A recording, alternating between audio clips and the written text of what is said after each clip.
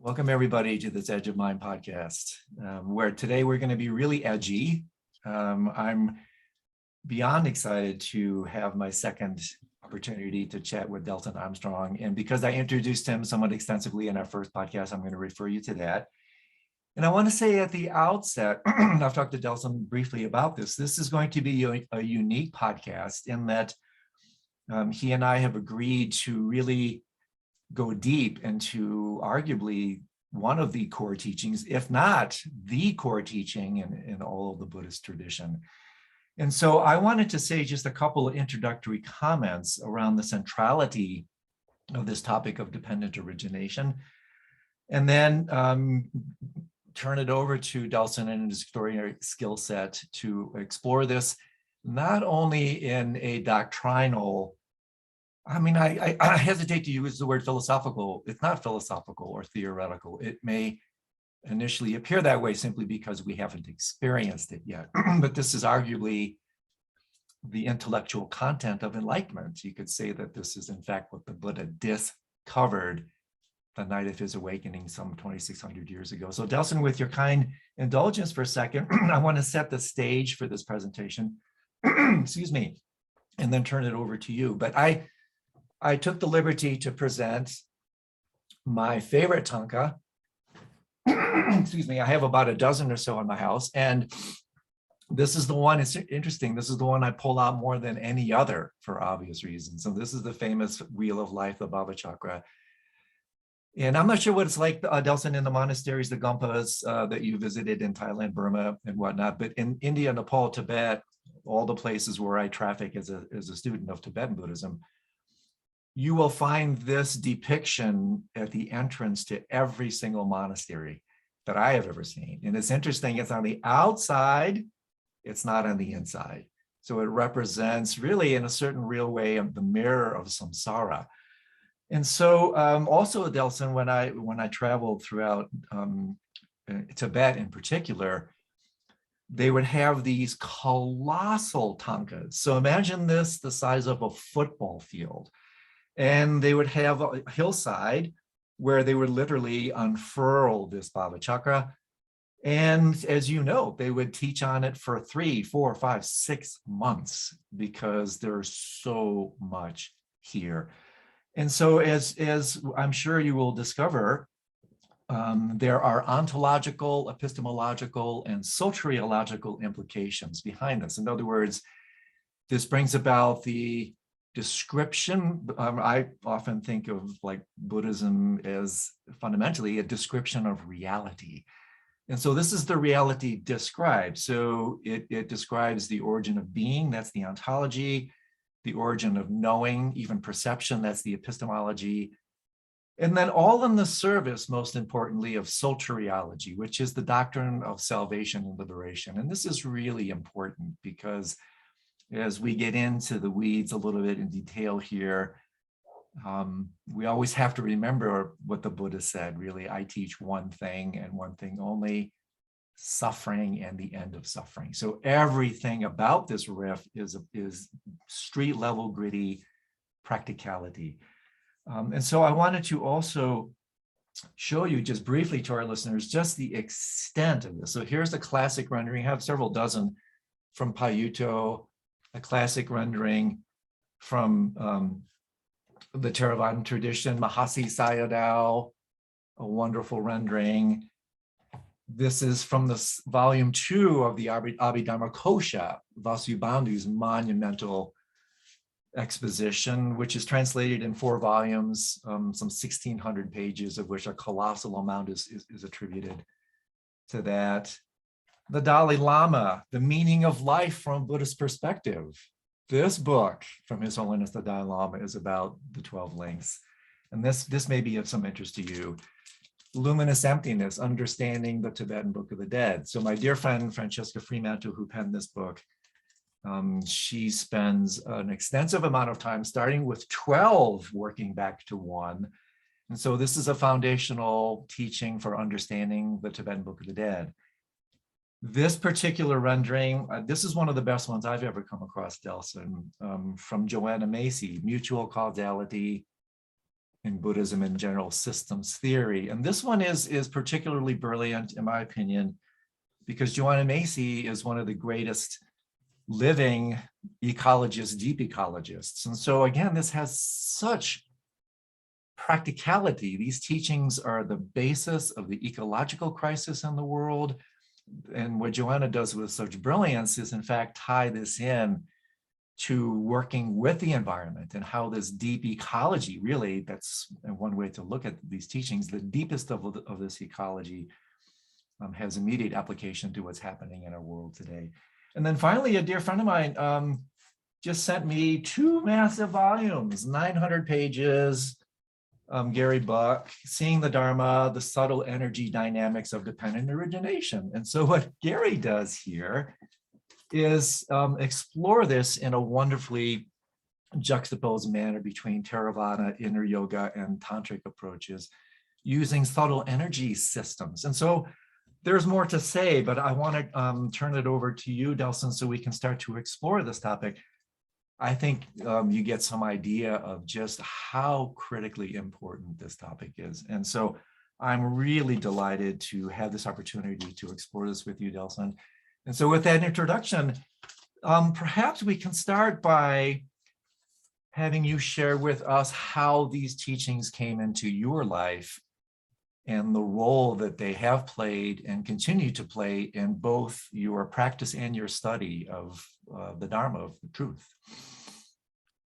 All right, great. Thank you. Well, first, I want to say that, yeah, thank you again for having me. It's a pleasure to be here. And yeah, I mean, dependent origination really is the heart of the Dhamma, if you think about it. I mean, Sariputta is, he says in one of the Pali Suttas, he says in Majjhima Nikaya 28, those who know the Dhamma know dependent origination, and those who know dependent origination know the Dhamma. So this is really very subtle and profound understanding of reality, as you put it. It was a wonderful introduction that you put into it. So in terms of how I was introduced to dependent origination, I had no idea about dependent origination when I first started out my practices from the age of 16.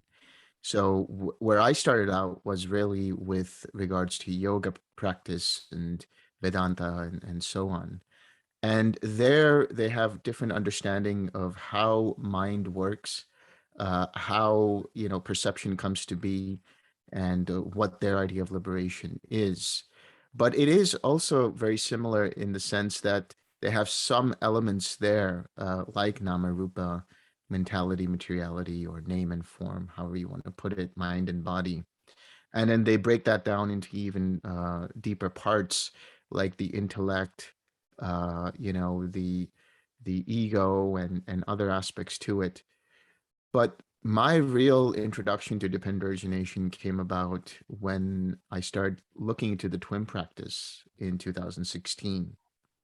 So that was where Bhante Vimoransi would do these different discourses, Dhamma talks on a daily basis while I was on online retreat. So there were recorded videos of his discourses. And as you get deeper into the retreat, about day 5 or 6, he starts talking about dependent origination.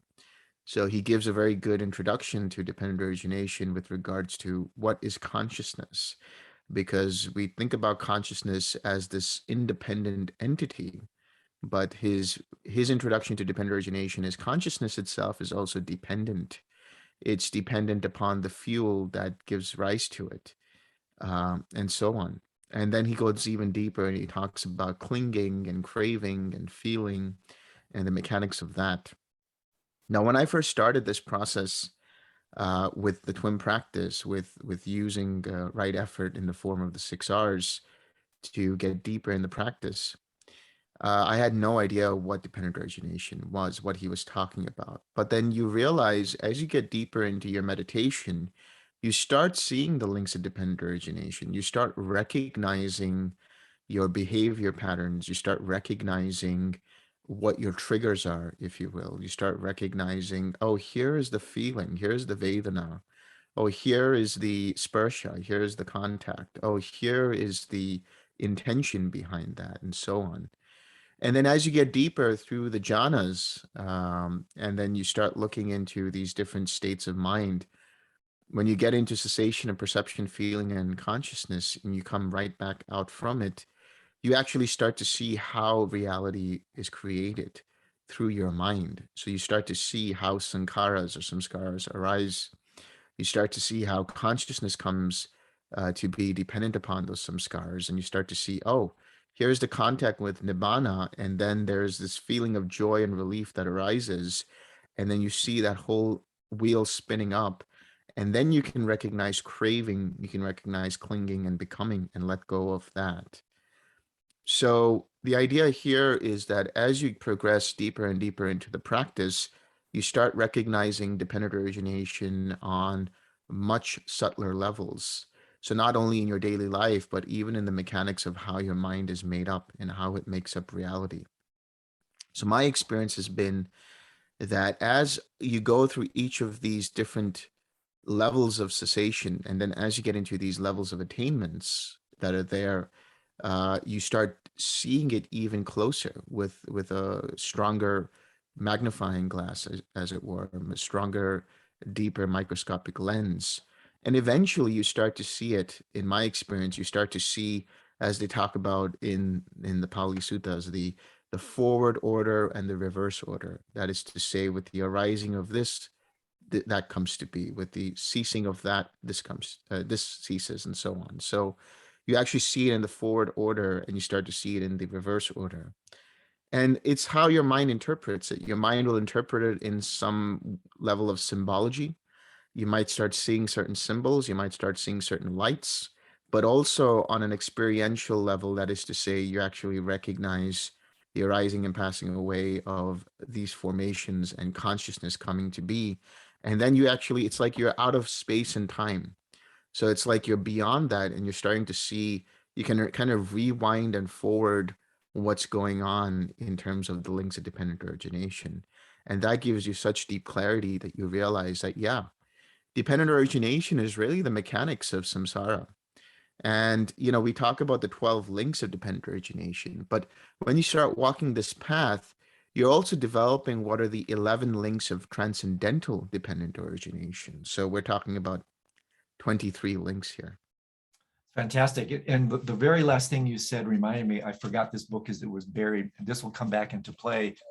Yet another incredible rendering of this, completely related to what you just finished saying, The Embodied Mind, Cognitive Science and Human Experience. This book arguably launched the cognitive science revolution. Francesco Varela, Evan Thompson, Eleanor Roche.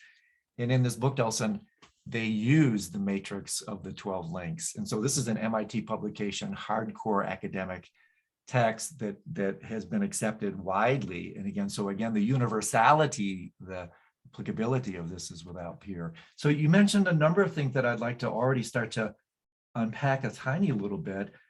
One is at the very outset, you talked about consciousness, which I suppose you could say almost slash mind. I think one thing that I've discovered with this, curious how this lands with you, is how the 12 links also help one determine that this thing we call consciousness, mind, is not a monolithic reified entity, that it's actually arising moment to moment with the dharmas. So it's not mind, it's minds. And so every moment arises a fresh mind, a fresh set of insights and experiences that therefore we have, once we understand it again, the term that we introduced last time, remember, the quantum phenomenology. That's another way to talk about it, just this granular microscopic ability to discern. And so that to me has been a major insight for me. And also just to put an exclamation point, this is so important. How what I hear you saying is that understanding the dependent origination helps us realize the role of the mind as a magnificent creator. That on one level, you and I, Alyssa, listening, everybody listening, we're each of us is a creative genius with powers of the mind we can hardly imagine. That this is why I like working with this in the arena of the dream. But here, moment to moment, we co-create our world, and therefore we are not the victims of reality. We are the victims of our co-constructions. So if you want to blame someone for your agony or your ecstasy, look in the mirror, right? Take responsibility. So to me, this practice is like a peaceful transfer of power back to its rightful source, to us, and our role as magnificent creators. So these teachings, for me, have been highly empowering teachings. They give me a sense of my role, my responsibility for the construction, and therefore deconstruction, because if something is constructed, you mentioned reverse and forward order of this, right? Second and third noble truths of the Buddha. So again, right. How central is this? So can you talk to us a little bit more? One thing that you did say that is somewhat was new to me. You mentioned as you went through this journey at an experiential level that there are instances where you notice lights. Can you say a little bit more about that? Because this is a new contribution, and immediately my mind cascaded in certain arenas, but I want to make sure that what I'm extrapolating from that comment is in fact resonant with your own experience of this. Yeah. So in my experience, and in a lot of people's experience who go through this practice, when they come out of cessation of perception, feeling, and consciousness, they actually start to see, or they might see, certain kinds of lights. And what we're talking about, just very brief flashes of lights.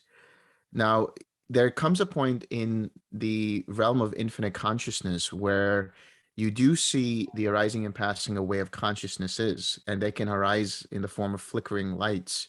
But what I'm talking about here is completely different. Mm-hmm. So here, what you're seeing is actually just this like dashes of light or fragments of like pieces of light that just come up.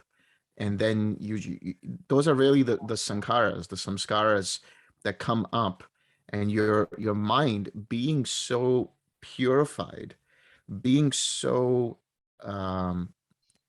so clear, is able to magnify and start to see and reflect back on what's happening in the mind as it comes up. So your mindfulness is so clear that you're actually able to see the arising of the samskaras. So these lights that come up, sometimes people will have even deeper clarity and they'll be able to see other kinds of symbols. And when you see these lights, they can be interpretations of the mind of how samskaras arise. Some people see, things like the symbols of the yin yang, for example, or some people see the symbols of the flower of life is another one that they see. And it's like somehow reality arises based on these symbols when you start to see formations. And then it just, the next thing that happens is this contact with nibbana, and the contact with nibbana gives rise to an experience of joy and relief. And so people actually feel that is the Vedana that arises dependent upon the unconditioned contact with nibbana. So just to get a little clearer on that, that means that when you come out of cessation, your mind is completely unconditioned. It's been deconditioned of all kinds of conditions. So there's no more feeling, no more perception. So when it comes back up, the first thing mind does is it makes contact with something, but that something is not really a something. Exactly. It's you can't pinpoint it. It's just the cessation of conditions. It's the unconditioned, the absolute, the deathless, whatever you want to call it, however you want to point at it. But having made contact with that, then you start to see the formations that arise from that. So what I'm explaining is dependent origination is not just a serial linear flow, but it's actually wheels within wheels within wheels. So there's intersections. So when the contact with nibbana happens, there's pure formations, pure samskaras that arise, which you see, which then give rise to the experience of the joy and the relief that you feel. So that's those samskaras that you see are the lights that come up. And usually when people see that, the first thing they think is, what was that? Because it's just so fresh and so new to their mind that they have no way of perceiving or recognizing or interpreting what they saw. But what they do experience right after that is feeling and joy, the feeling of joy and relief, rather. So they experience feeling dependent upon that unconditioned contact, which is said to be signless. That is to say, that it is not an object. Nibbana cannot be said to be an object. It is undirected because there's no intention to be there in Nibbana. It's just there. And finally, it is empty or void in the sense that it is not a self. You cannot say that this is myself, or you can't say that that's mine. It just is. And so, having experienced this kind of contact, the feeling that arises is just this relief of having destroyed the fetters, of, let go of certain kinds of fetters in the mind. And so what happens then determines whether the links continue, which is to say, people will say, oh, that was great. And they start to identify with that feeling. And then craving comes up, clinging comes up, becoming comes up. In the mind of somebody who is fully awakened, they'll see it for what it is, which is that unconditioned state. And therefore, there won't be any craving, clinging, or becoming, which means for such a mind that is, let's say, quote unquote, fully awakened, there is no link of ignorance. There's only formations that come up dependent upon prior karma. Then there is consciousness that arises that's dependent upon that, which gives rise to the experience of nama rupa, contact, the sixth sense basis contact, and then feeling and perception tied to that. But because that mind sees everything as it is and has an unconditioned experience of it, then there won't be any identification with it. And there won't be any craving mindset which says either I like this and I want this, or I don't like this and I don't want this, or I am this, I am this person, which then further gives rise to the clinging and the becoming and so on. Yeah, that's really so rich. And one thing I didn't depict here, Delson, that's worth talking about because you're already suggesting it, is that in this wheel of life, which by the way, held by Yama, the Lord of Death, is the 12 links of dependent origination. They are the outer perimeter of this wheel. And maybe we can get into the granularity and actually start to unpack, especially 12.1 and 2. I think those are perhaps some of the most interesting ones. So these 12 links or 12 chains, these are, like you mentioned, the fetters that bind us, the kind of the whirlpool of samsara. But what you suggested at the end is actually at the center of this wheel, which is the rooster, the pig, and the snake. And these feed on each other. They're at the center of this, using Tibetan Buddhist languaging, mandala of samsara, right? We basically do circumambulate around these three principal, I call them the spark plugs of samsara, or the three primordial inappropriate relationships to phenomenal arising. Passion, I want it. Aggression, I don't want it. Ignorance, indifference, I could care less. Yeah. And fundamentally, again, the invitation, I think this is what's also important for our listeners, is don't take our word for it. Don't take the Buddha's word for it. Look, find out for yourself. That's where the impact comes from. So see for yourself, is it not true that when you relate to phenomenal risings, internal or external seemingly, this is the primordial palette of inappropriate relationship: grasping, pushing away, or ignoring. So one thing that you said, again, Delson, I'm just putting highlights on some of your really provocative comments. What came to my mind, and again, I want to remind our listeners that one of the great joys I have talking to Delson, as we did last time, is he's approaching the Dharma from an extraordinarily rich Theravada point of view. My bias, my predisposition, my karma has been from a tantric Tibetan point of view. And I love both the cross-pollination and the slight rub around this, because this is, again, like I mentioned last time, this is where I really see things. But one thing that I wanted to share here, when you were talking about these lights, in the Tibetan array of practices, this kind of discovery of the pixelated nature of reality, I think that's the other thing that takes place here, right? Is that cognitive scientists actually call it kind of a flicker fusion, that we don't realize that reality really in the form of light like we said at the outset, is arising, dissolving at lightning velocities. And it's really the untamed, untrained speed of the mind that literally confuses the discrete pixelated nature, the pointillistic. Like this reality is like a Seurat painting, right? It's pointillistic. And so by slowing down, decelerating, we start to de-automatize, we start to deconstruct, we start to see. So we can return to that because I think this empowers the role of meditation in this. But the one thing I did want to say is that in the Tibetan tradition, Delson, there's a very provocative practice in the Dzogchen teachings called Togal, the practices of crossing over, where one literally goes into dark. One goes into, it's dark retreat. You go into a sensory deprivation situation for weeks on end. And interestingly enough, one of the things that one starts to see in such a heightened contrast medium, literally of total sensory deprivation, one starts to see lights arising. And so I had never thought, I've done this practice, I had never thought of those lights in relation to dependent origination. So that's a wonderful contribution. The one thing I would like to return to just a little bit is the role of speed of mind. Because again, to me, this empowers the place of meditation, that meditation puts the B-R-A-K-E on mind to allow the B-R-E-A-K to appear, right? We put the brakes so we see the brakes.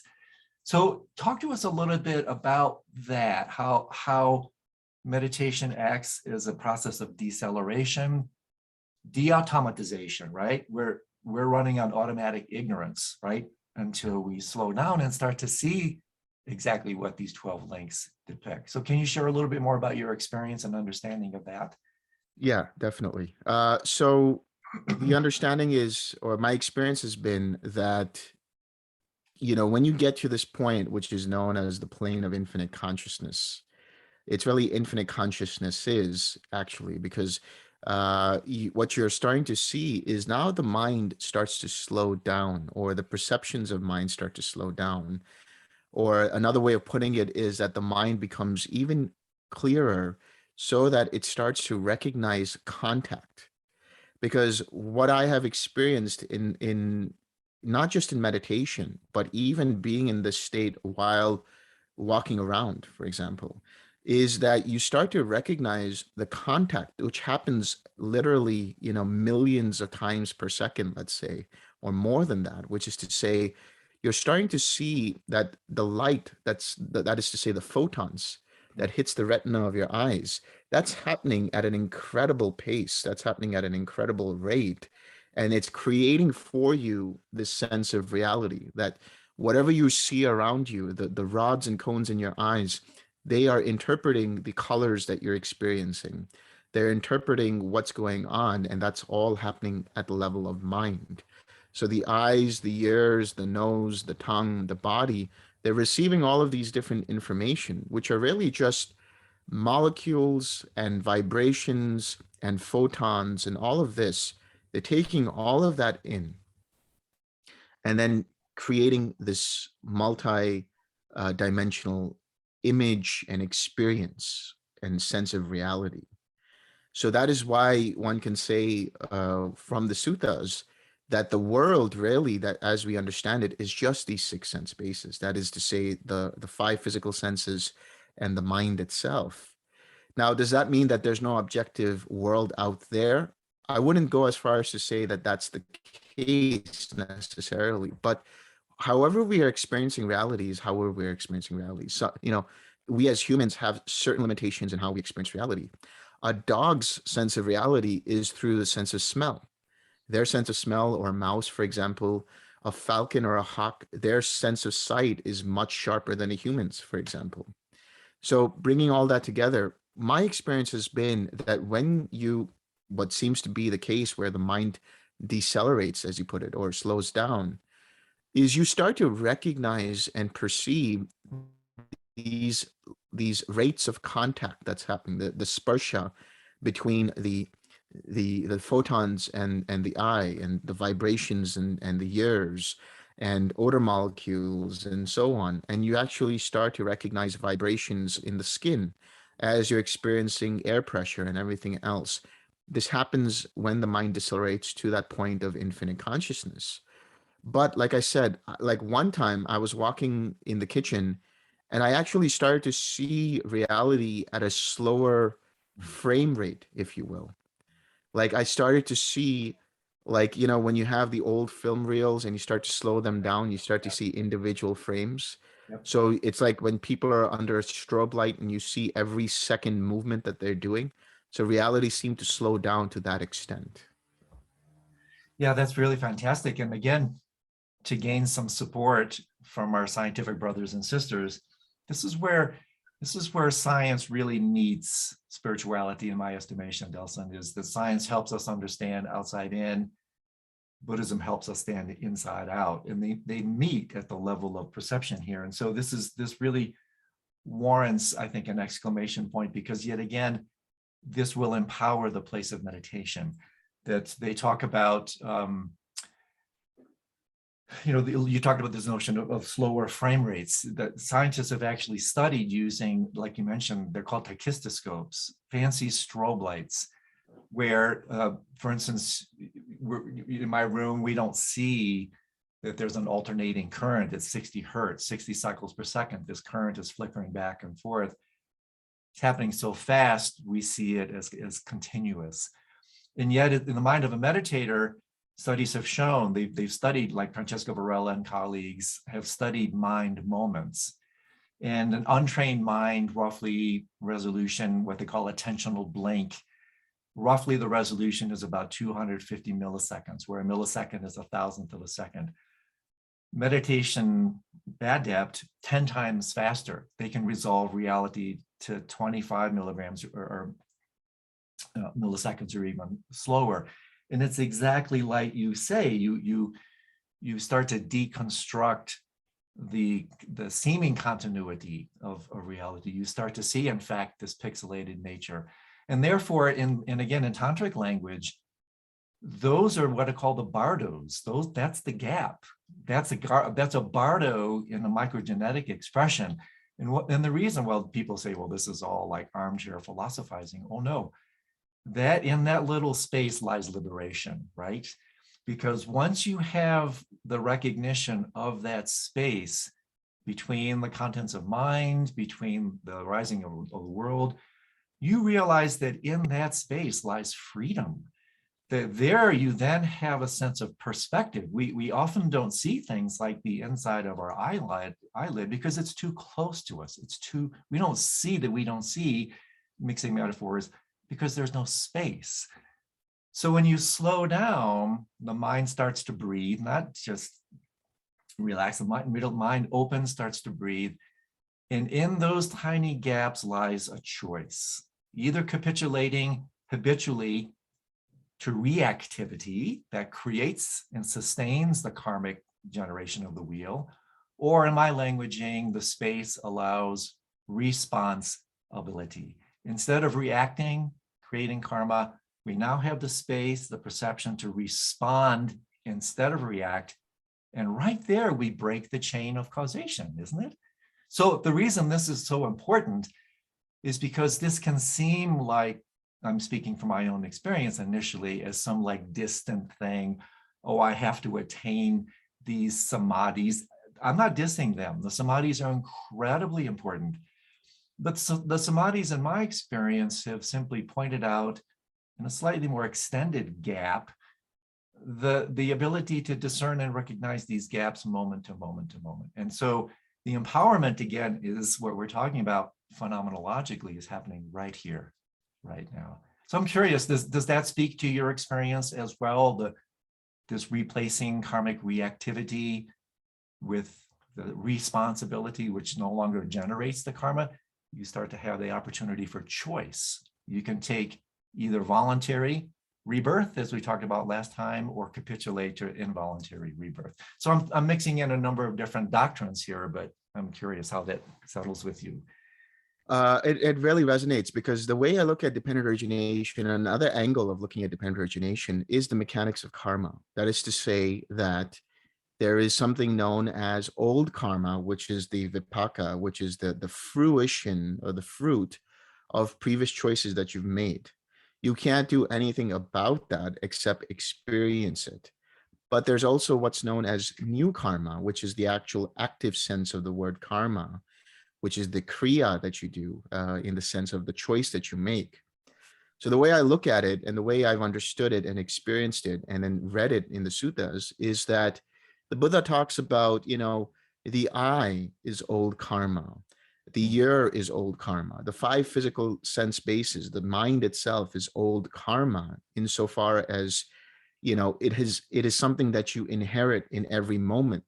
So in other words, the I is not the same I it was just a second ago.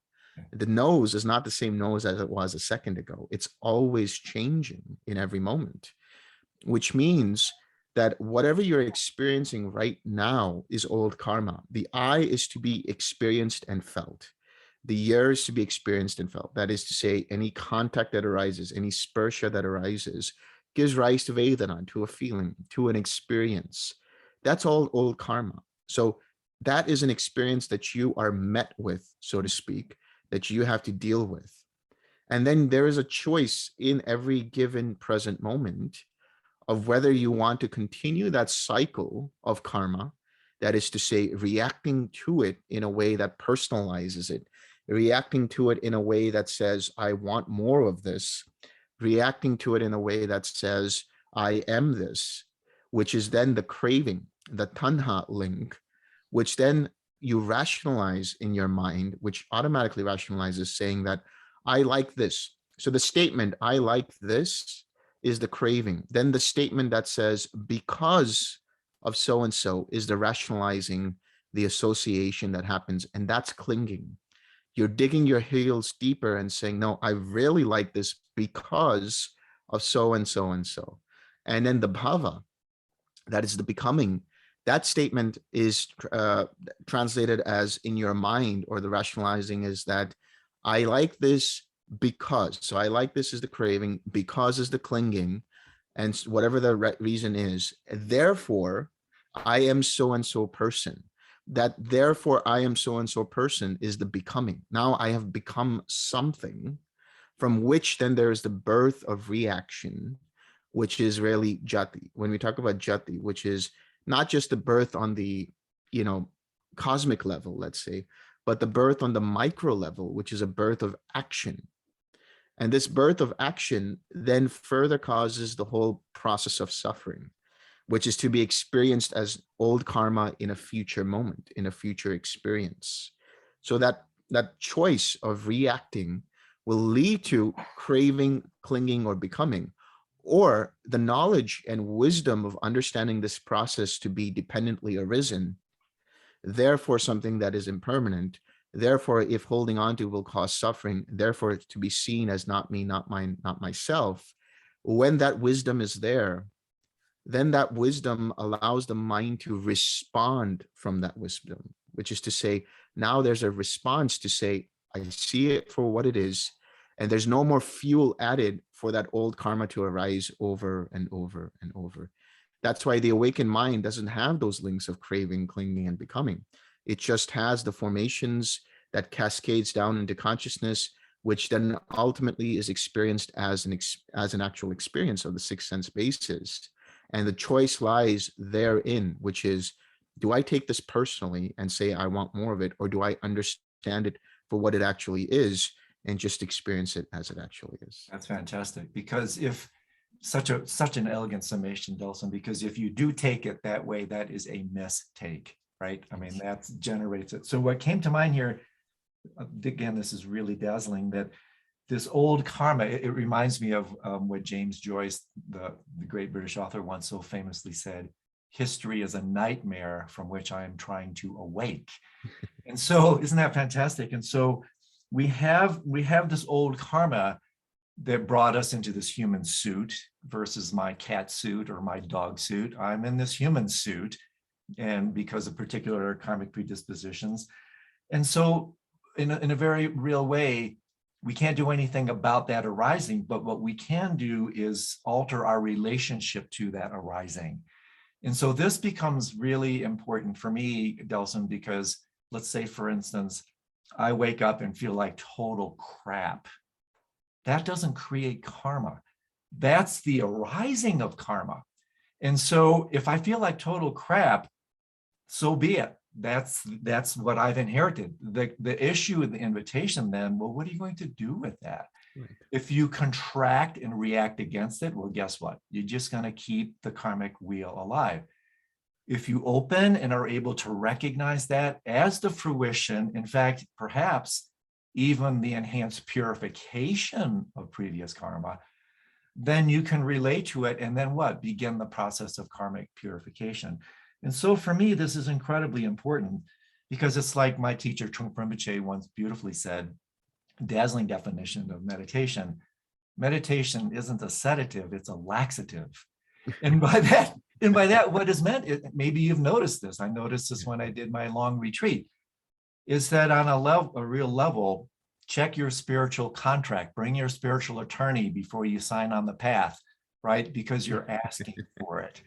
And so to me, when the mind opens, meditation, habituation, to openness, the heart opens, well, guess what?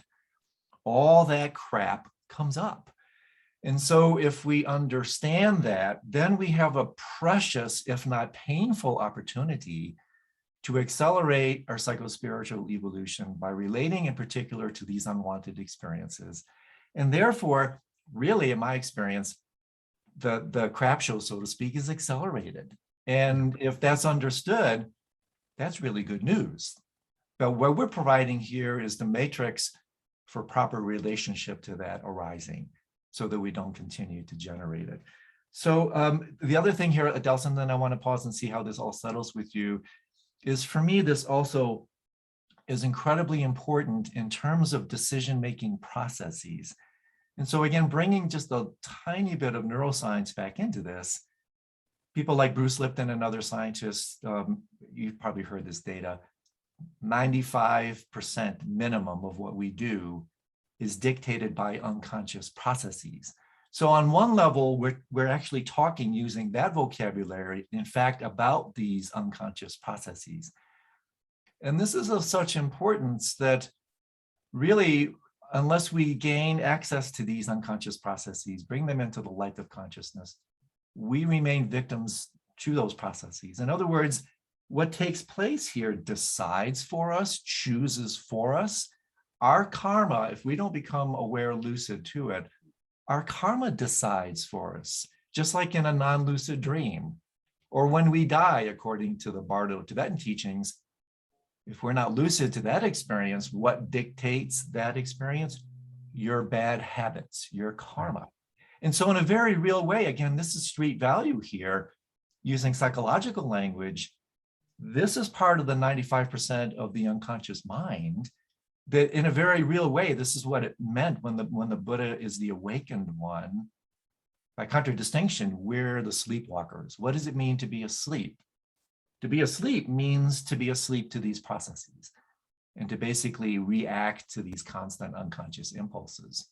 So I'm curious if that's played out in your own experience as well, and if that resonates with you.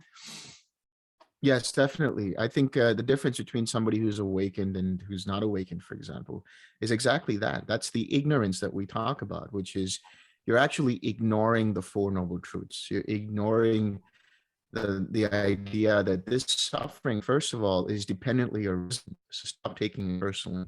Number two, it arises, the short form of that, number two, is it arises because of craving, which is basically taking something personally, identifying with it, and then saying, I want it or I don't want it. But the elaboration of that is really the arising of dependent origination. How does suffering arise? How does craving arise? Well, it arises because of these habitual tendencies, these underlying tendencies which incline towards the craving mindset, which incline towards the aversive mindset, or which incline towards that mindset which says that I am this and holds on to that idea of identity.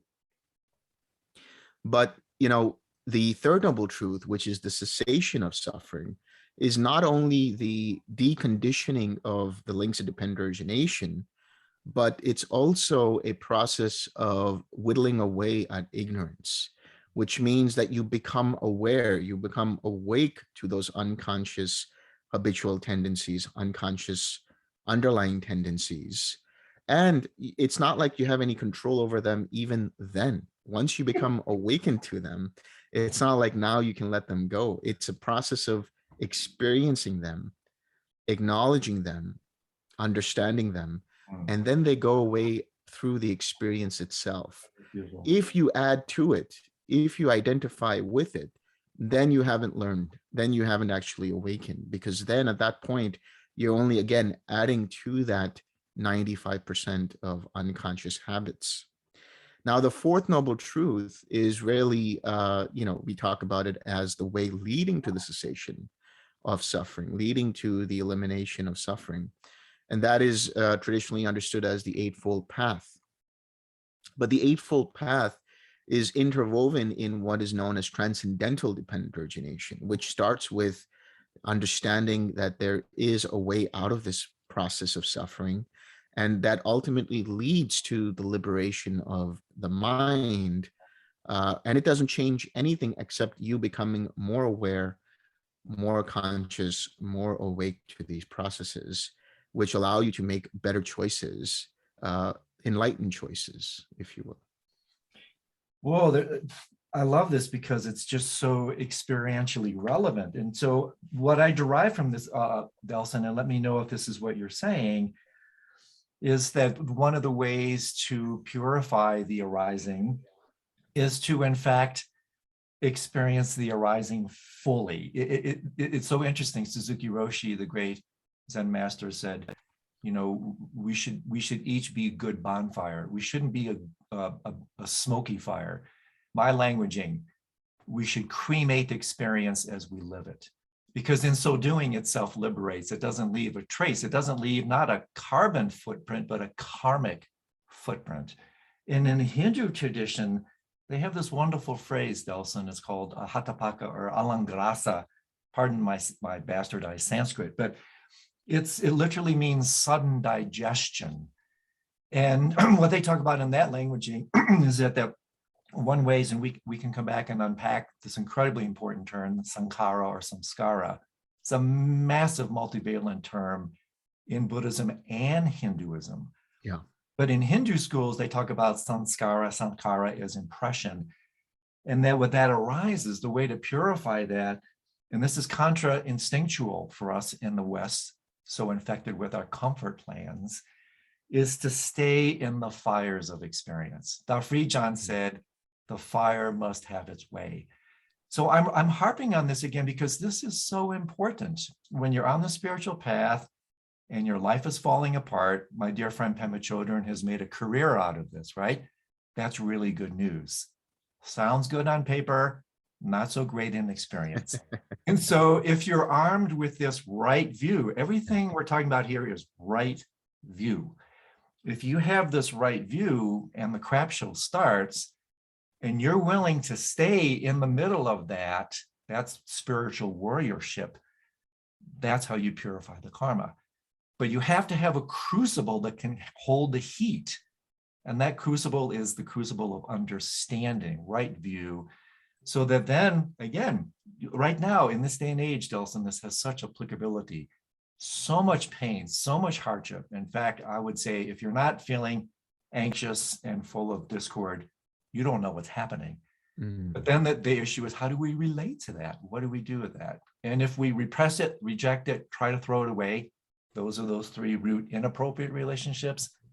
That's the spark plugs for samsara. That's going to keep the wheel going. If we feel it, we open to it, we allow ourselves to stay in that bonfire, that's how we purify it. So to me, this is so colossally important because it can help deep divers on the spiritual path understand why things can get so bad before they get better. And that in understanding and relating to that, we can actually quite literally accelerate our psycho-spiritual evolution. Wow. Yeah, absolutely. I completely resonate with that. So again, I don't mean, this is different from my usual podcasts where again, more dialogue, more Yeah. pinging ideas off each other, because this, I think, where we can go deep. Yeah. One thing that I would love to do with you is, because the topic is so vast, we've been tossing about a bunch of the actual links themselves. Yeah.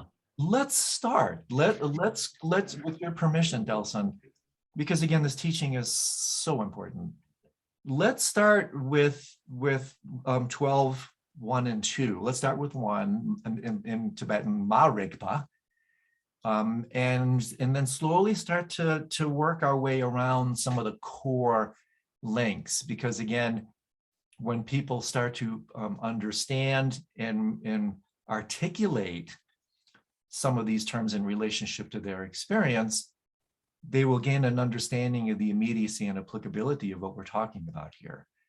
So with your permission, let's start at ground zero, so to speak. And let's start with ignorance. Oh, it's perfect. You've frozen. It's fantastic. Our computer system just went ignorant on us.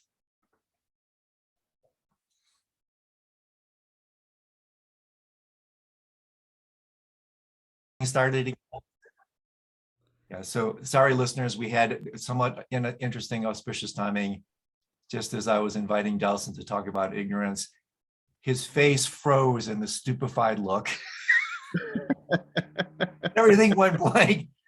So I invited Delson to talk about the first link, because we're pinging about a bunch of terms that now I think warrant some granularity. Let's get into it a little bit so people can understand exactly the nuances of these 12 links. So talk to us about Marigpa in Tibetan, ignorance. Ignorance, yeah. So in Pali and Sanskrit, we talk about it as avijja or avidya, which is the lack of wisdom, the lack of knowledge. And really what that means is, it's not knowing the Four Noble Truths, not knowing that this suffering is dependently arisen, not knowing that there is a cause or condition for this suffering, and not knowing the way out of it, and not knowing the way leading to the cessation of it. So very simply put, it just is the ignorance of the Four Noble Truths. Now, there are certain suttas, like there's one called Majjhima Nikaya number 9, which is right view, which is all about right view. It's called right view, samaditi. And there, Sariputta says that ignorance itself has a condition, which is in that sense, the taints or the fermentations, which is translated from asavas or asravas.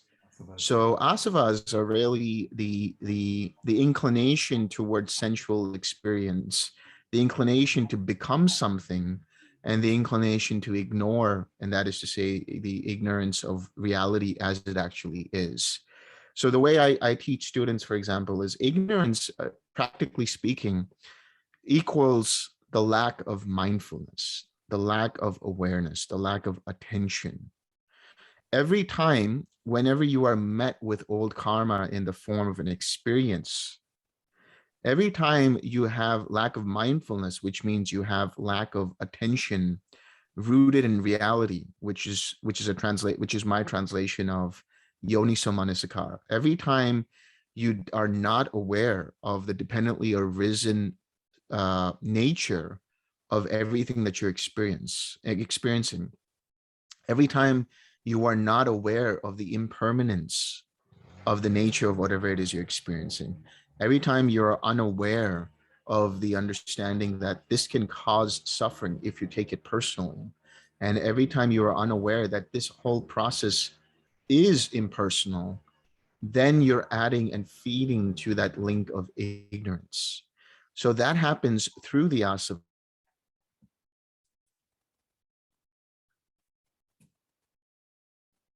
Oh no, not again.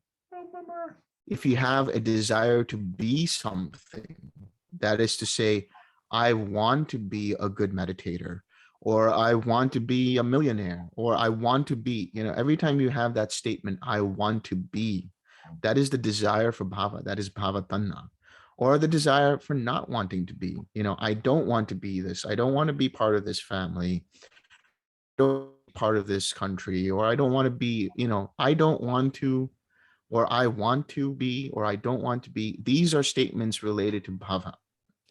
And every time you have that, you're feeding into more of that marikpa, more into that ignorance. And ultimately, that lack of awareness of this, which is that asava ignorance, continues to feed into it. And then Sariputta goes on to say, okay, so then what are the conditions for the asavas? What are the asavas dependent upon? Ignorance. That is to say, there is an interdependence there. Every time you have lack of mindfulness, you're feeding to that ignorance. And because of that ignorance, it causes you to be causes you to be not mindful. So therein lies the choice. Therein lies the right effort. Therein lies the understanding, which is, okay, I used to be ignorant of this experience as being dependently arisen, but now I choose to be aware of it. And therefore, because of that wisdom, I let go of any craving and I experience freedom of mind.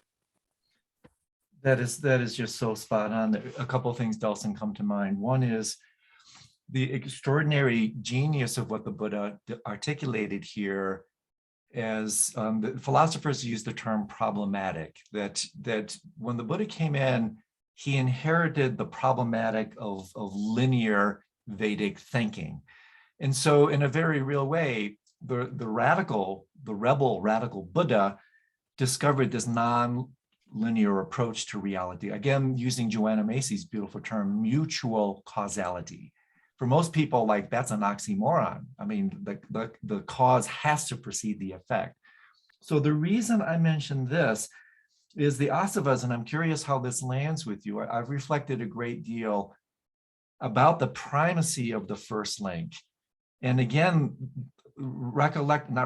keeping in mind that it's a somewhat arbitrary, quote unquote, it's not the right word, but somewhat arbitrary starting point.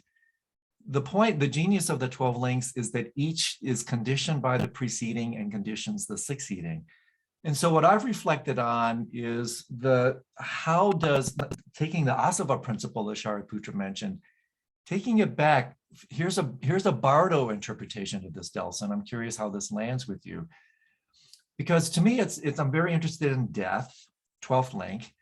How does death condition ignorance? Well, one way I've looked at it, I'm curious to see how this settles with you, is that at the moment of death, it's a rapid descent into reality, where all the whirlpool dissolves, the deconditioning. It's in a certain sense a forced openness, a forced relaxation, and in Tibetan Buddhist languaging, a descent into the Dharmakaya, the truth body, the body of truth.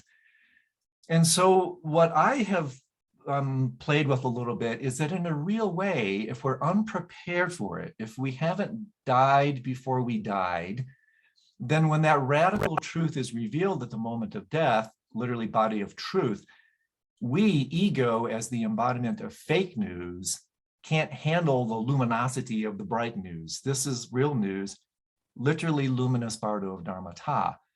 And so therefore, the way I look at it is that at that moment of death, the light is too bright, the truth is too dazzling.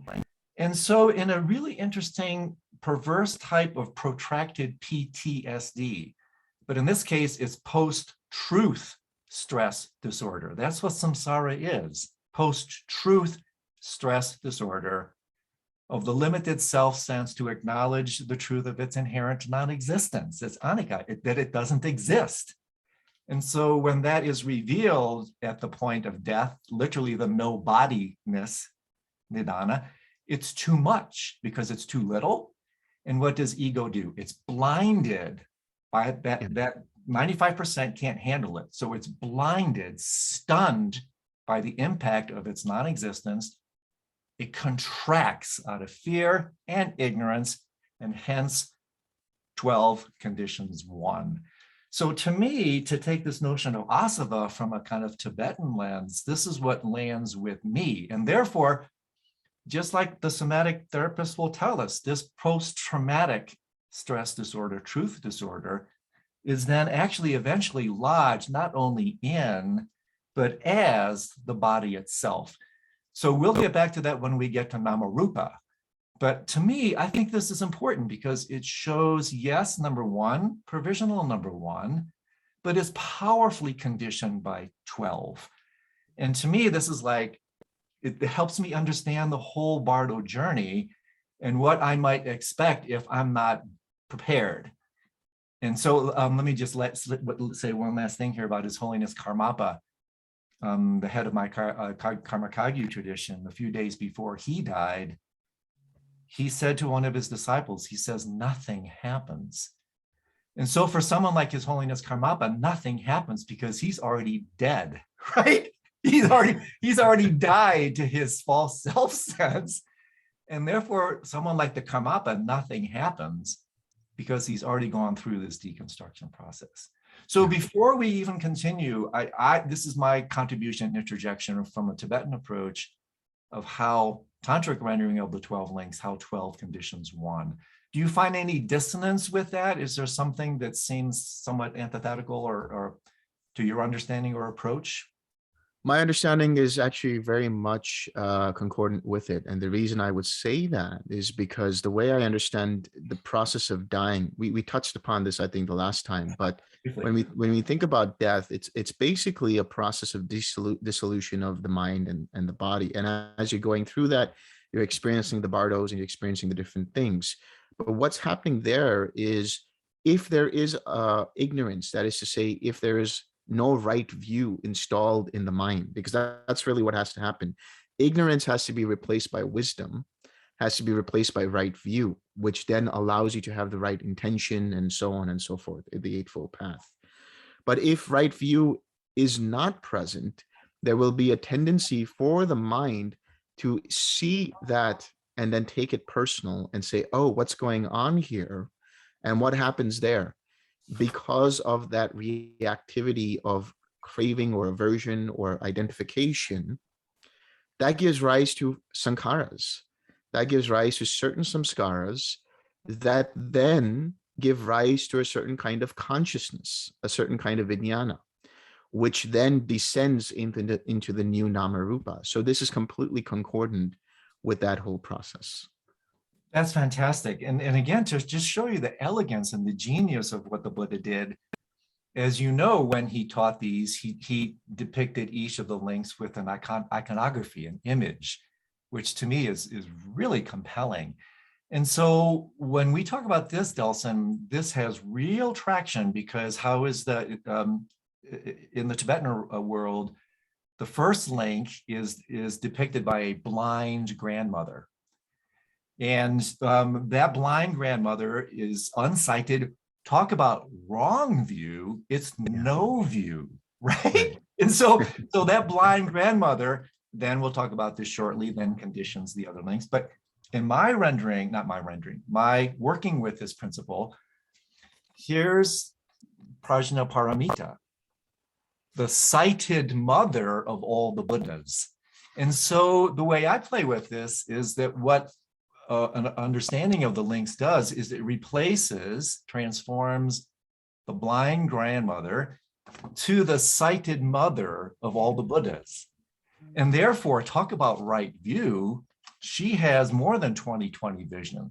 She can see through all appearances, right? And so the iconography here is genius. So when you talk about right view, the whole thing is archetypally represented by the blind grandmother who has no view.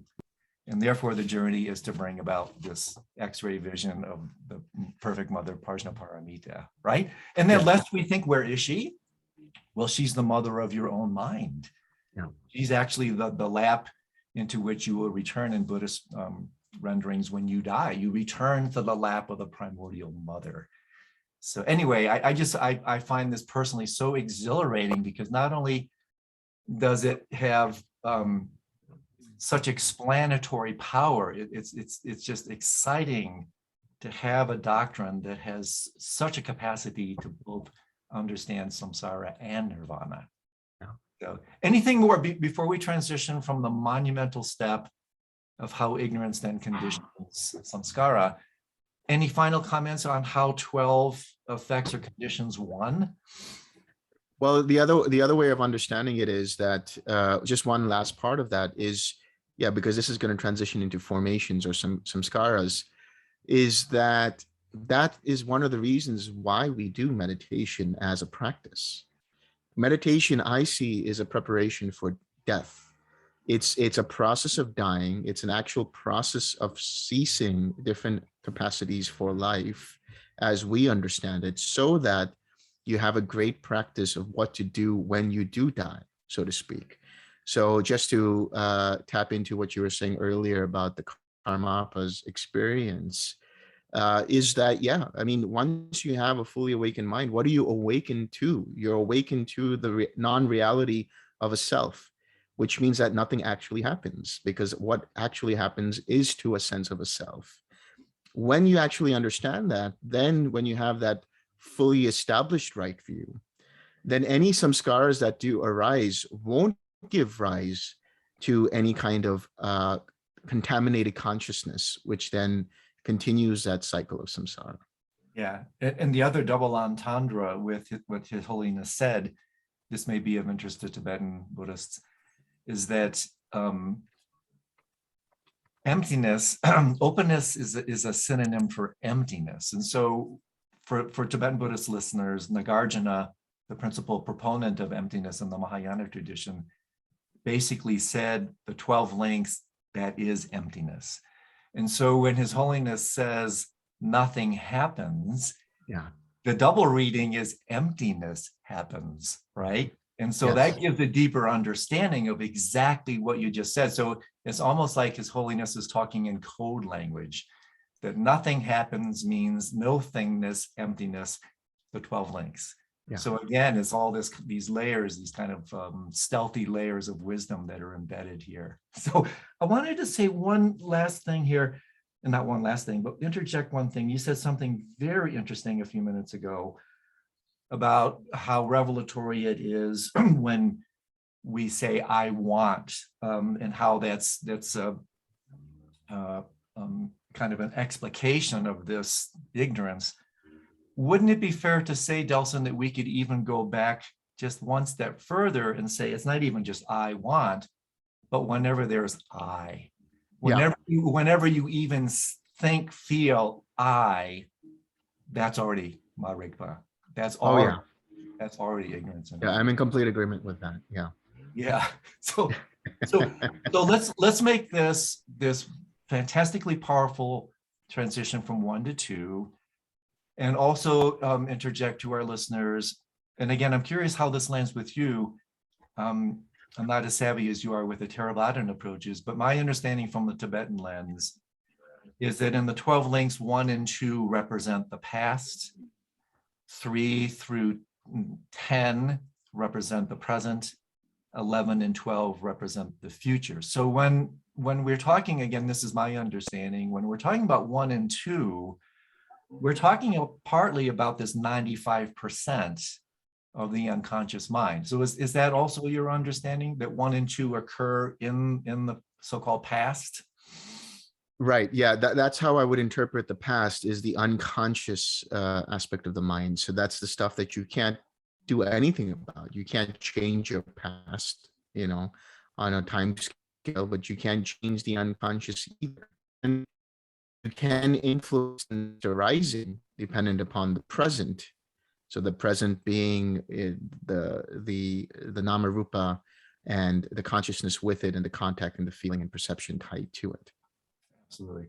So talk to us now again. I think in so many ways, samskaras, this is one of the most brilliant contributions of the whole length. So we could spend days on this, but let's unpack a little bit the extraordinary importance of the second link.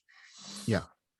So the way I look at samskaras, this is the way I would look at it from an experiential standpoint, is that they're all carriers of karma. Now, traditionally speaking, there are 3 categories of samskaras.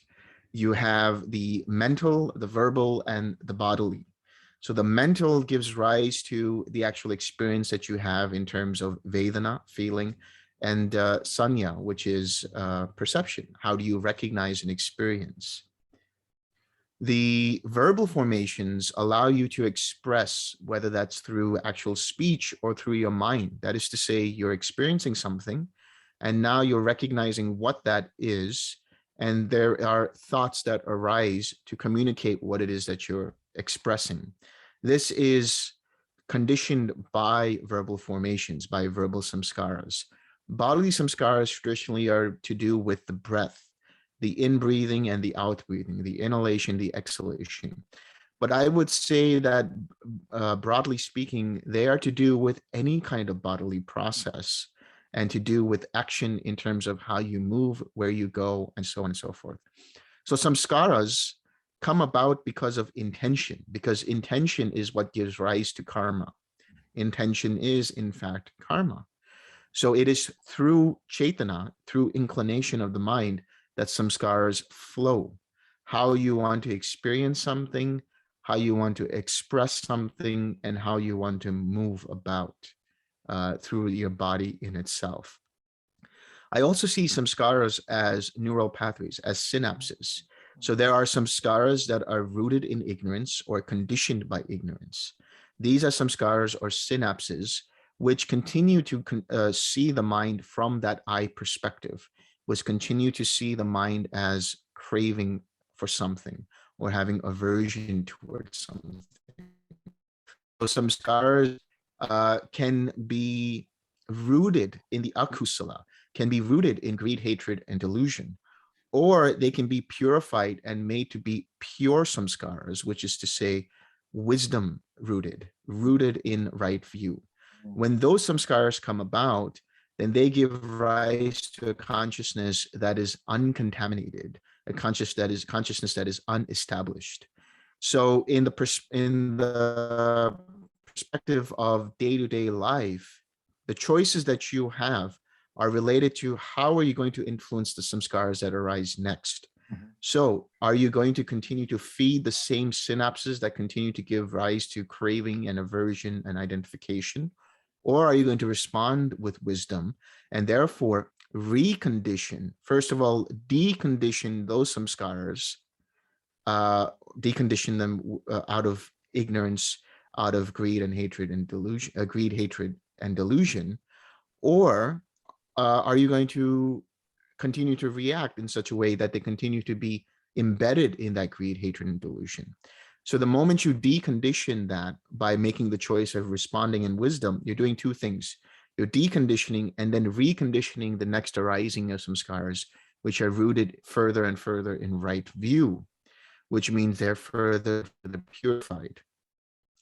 Now, I also see samskaras as things that are beyond your control as well, so to speak, in the present moment, which is to say, when you look at it from rebirth from one life to another life on the cosmic scale, on the macrocosmic scale, that is to say, at the point of death, if a person, if a being, if a mind takes that experience to be personal and says, this is me, this is mine, this is myself, then certain samskaras tied to that reaction arise. Those samskaras give rise to a certain kind of consciousness, which then embeds into the new namarupa. That new namarupa, for simplicity's sake, let's say that it's from one human birth to another human birth, one human existence to another human existence. That namarupa arises dependent upon the joining of the sperm and the ovum. Now that's the new namarupa, and that's the genetic material. But samskaras are transported from that new consciousness and embedded into that namarupa, which means samskaras are not just synapses, but they're also gene expressions. In other words, what kind of genetic inheritance you have is dependent upon samskaras as well.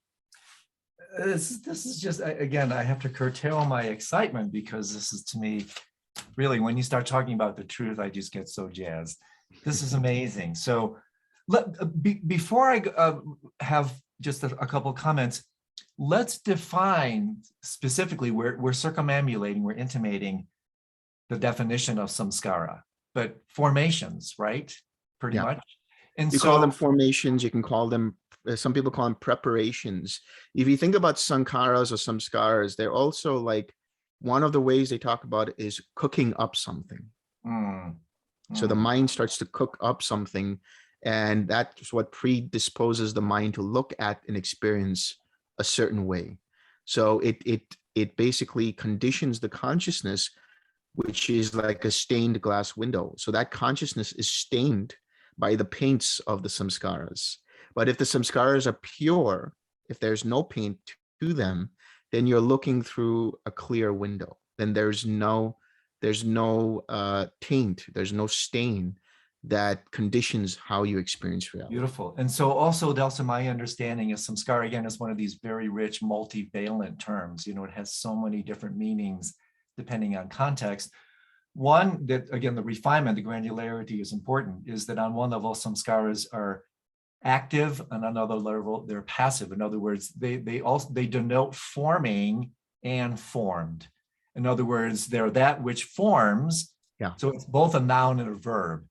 And that's helpful to understand as well. And so when you're talking about the death thing here, I this is my languaging. I playfully say, when you die, you will meet your maker. That be these, right?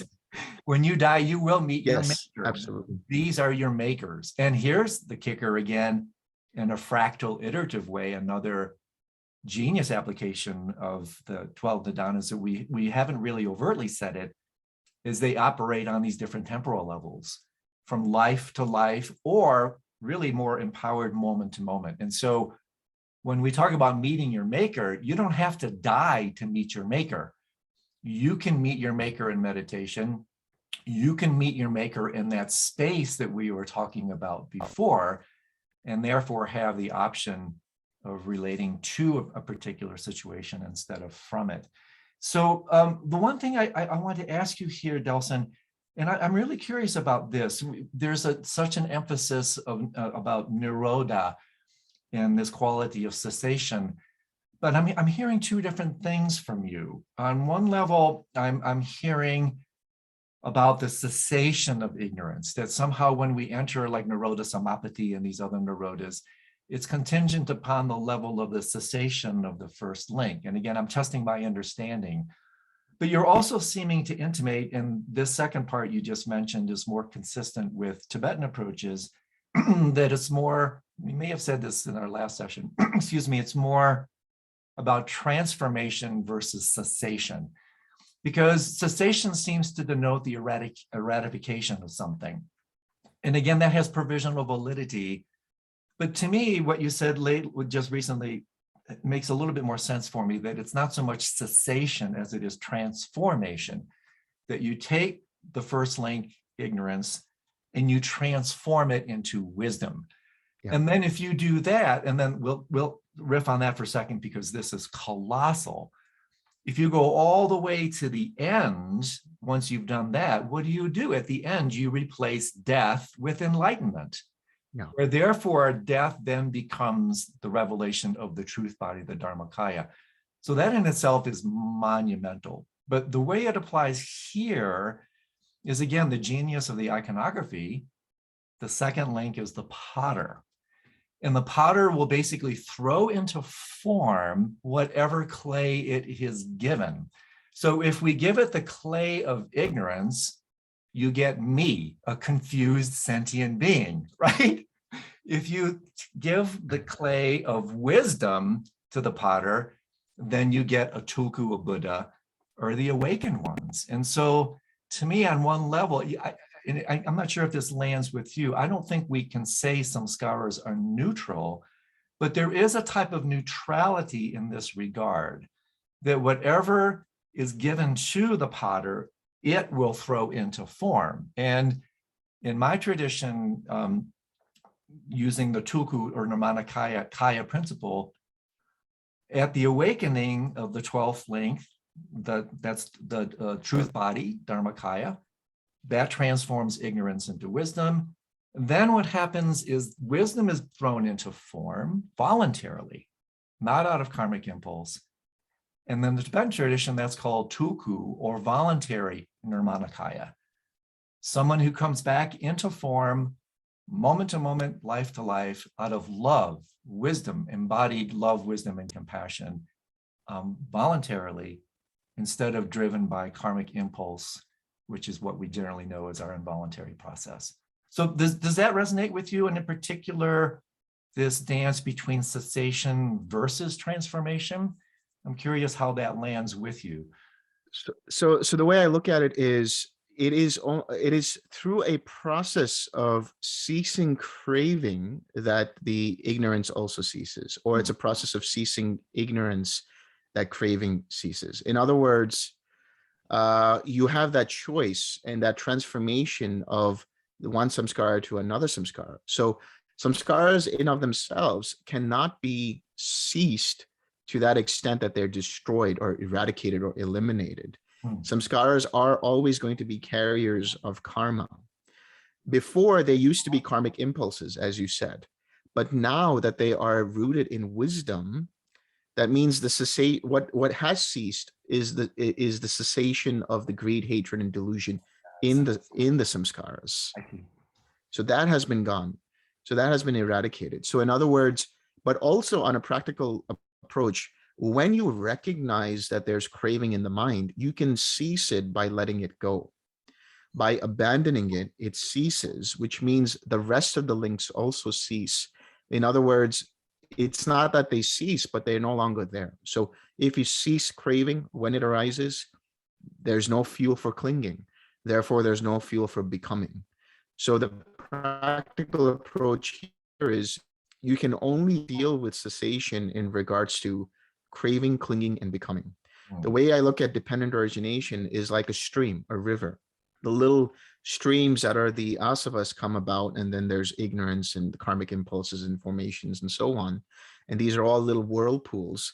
And then eventually there's a waterfall. But the bend of the waterfall is the becoming, the inclining to become something. And then the waterfall itself is the birth and the death and so on. You can't do anything with this. There's no way for you to cease any of this, but you can cease the becoming, the clinging, and the craving before that, so that the waterfall does not happen, so that the stream stops and now you are safe. You don't continue that process of becoming, birthing, and dying.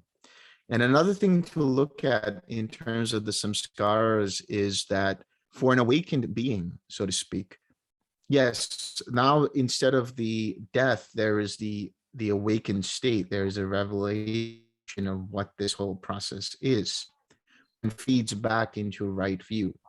And so any samskaras that happen, they're not karmic impulses, but they're karmic carriers. That is, awakened beings will still have to deal with the karmic repercussions of choices they made prior to full awakening.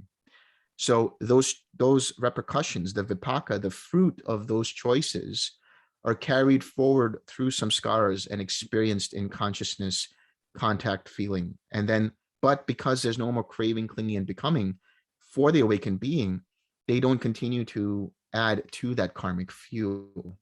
That is really brilliant. And so therefore, one way to say this, which actually, and again, let me see if this is accurate, this begets the notion of self-liberation, sahajayana, the highest form of liberation, where basically with a mind that is so open, so vast, or using the image of heat, so hot with awareness, that whatever arises is purified instantaneously, like a campfire spark dissolving harmlessly into the nighttime sky, right? Yes. With the untamed mind, it doesn't dissolve into the nighttime sky. The spark lands in a vat of gasoline, right? And so the reason I say this is because perhaps, and I'm curious to see if this is true for you, that in the mind of an awakened one, there can still be this shine, this ropa, lila, display, like you're just talking about. It's the relationship to that display that is the key, right? Yes. And so on one level, the implication is, don't try to control your mind in this muscled, contractive way.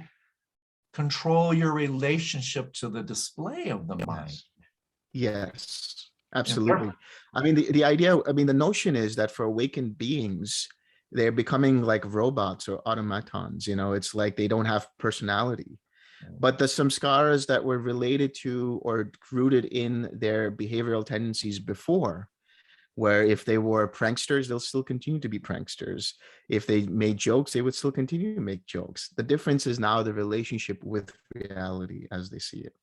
And again, that's so perfect, because we in the West, we tend to have these idealistic projections of this view of what a Buddha would be, this totally sterile, antiseptic being who has no like color or flavor or personality. But like you, I've been with people I consider pretty awake, and they are some of the most vibrant, alive.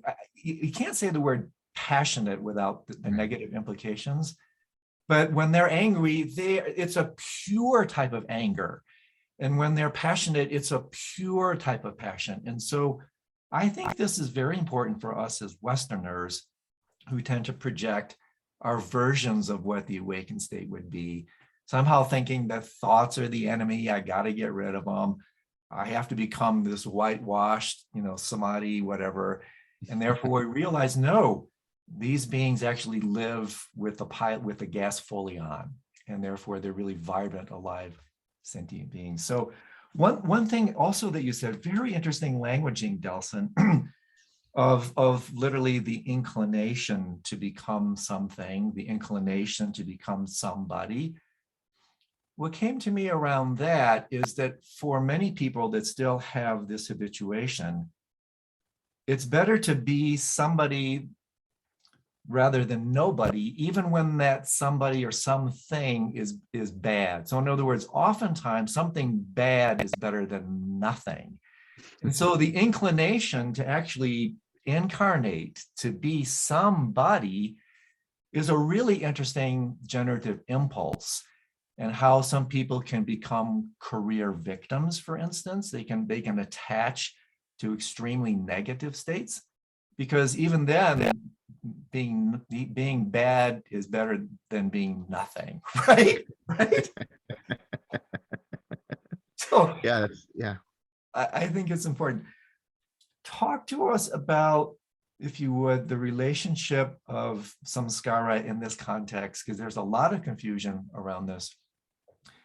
In terms of samskara, again, as the fourth skanda. So what are the similarities and differences between samskara in this context and samskara in that context? Yeah.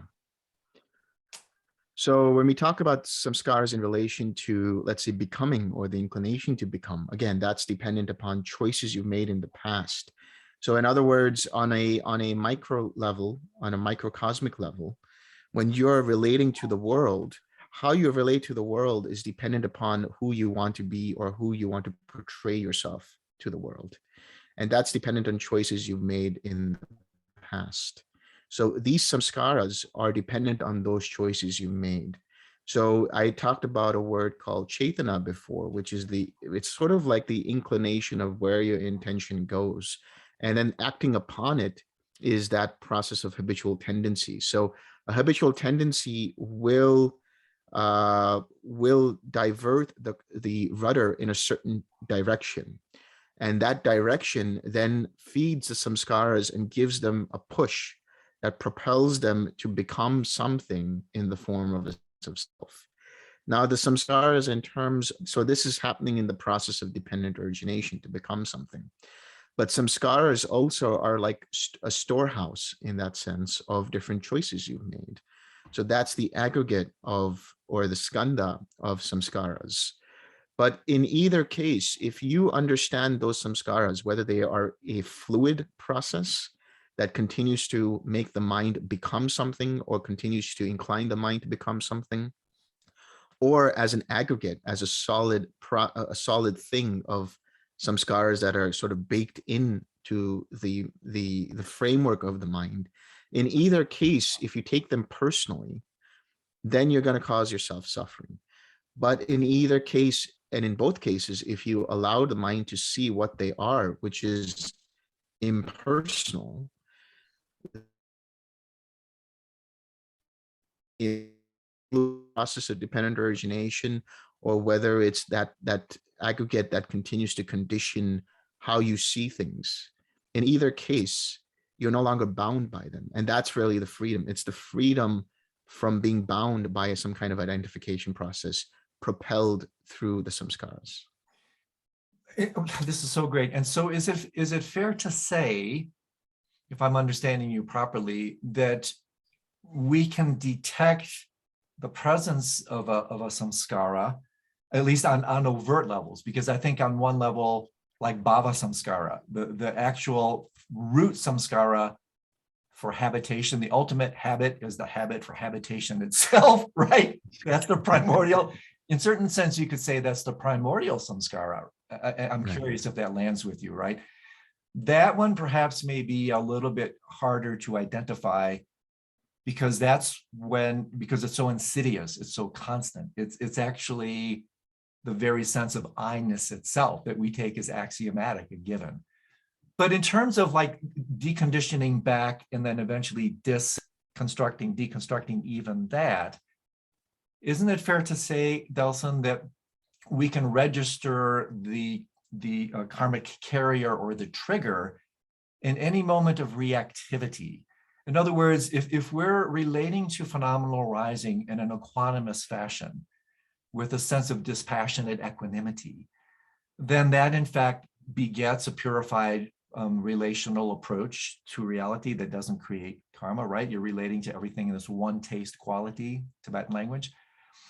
And the reason, and so let me finish this train of thought. So in a non-equanimous mind, my mind, I go for a walk, I see some dog poop from my neighbor, I don't relate with equanimity, I relate with a contraction, a reactivity, and then emotional proliferation, and the whole thing cascades. So is it fair to say that anytime my buttons are pressed, I, first of all, have installed those buttons, right? But what I'm trying to do is make what can seem a somewhat abstract principle completely applicable for people. Yeah.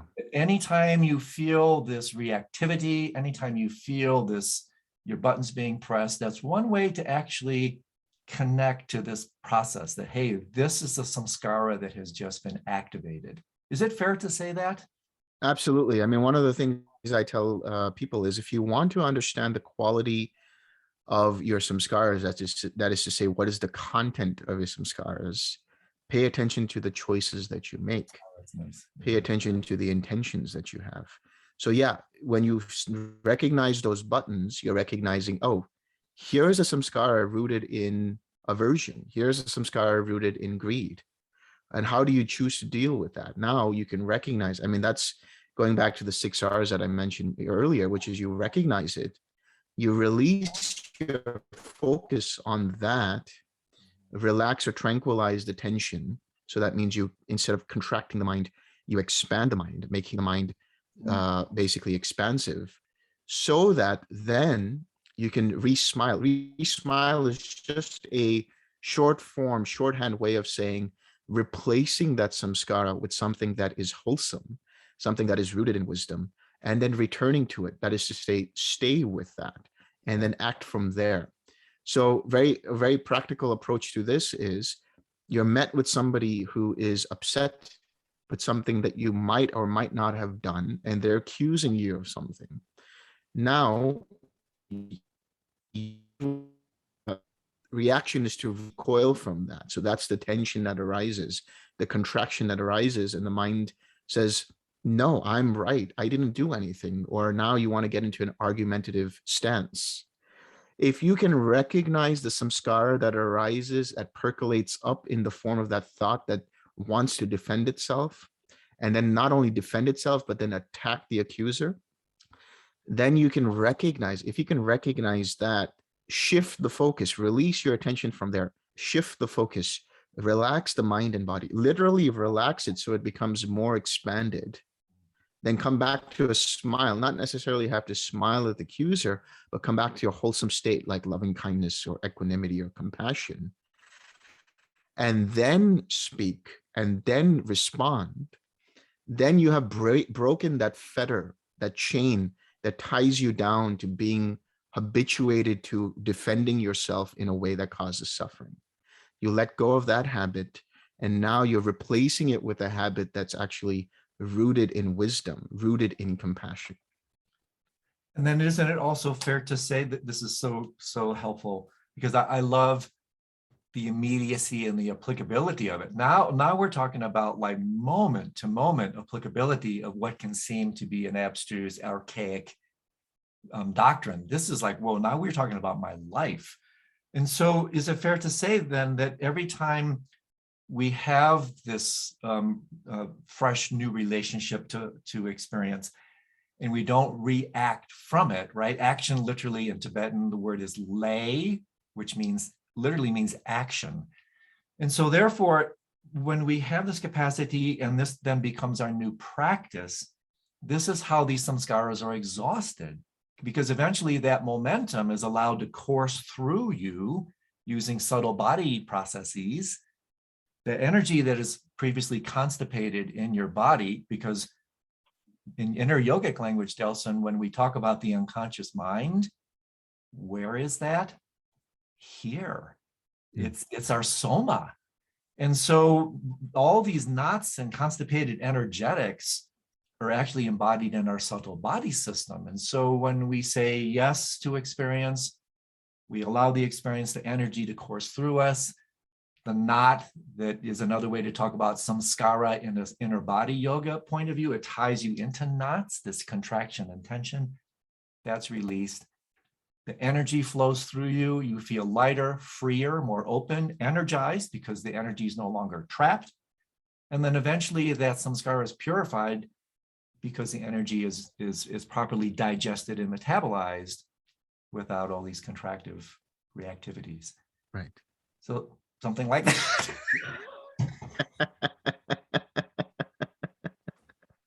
Oh, I so enjoy this, right?